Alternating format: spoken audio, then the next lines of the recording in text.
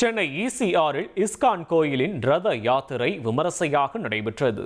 பாலவாக்கத்தில் இந்த ரத யாத்திரை முறைப்படி துவங்கியது.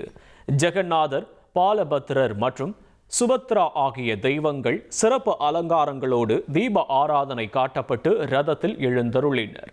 அங்கிருந்து புறப்பட்ட ரதம் ஈசிஆர் சாலை வழியாக சுமார் 5 கிலோமீட்டர் தூரம் பயணித்து அக்கரையில் உள்ள இஸ்கான் கிருஷ்ணர் கோவிலை வந்தடைந்தது. வருடத்திற்கு ஒரு முறை மட்டுமே நடைபெறும் இந்த விழாவில் ஏராளமான பக்தர்கள் கலந்து கொண்டனர்.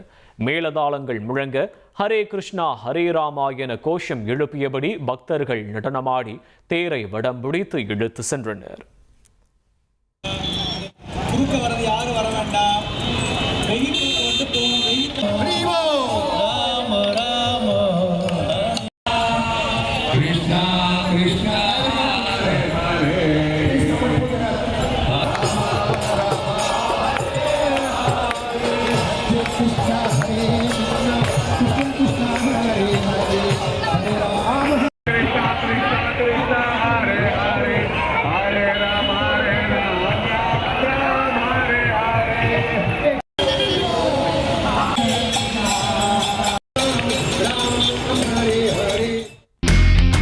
இனி செல்லும் இடமெல்லாம் செய்தி.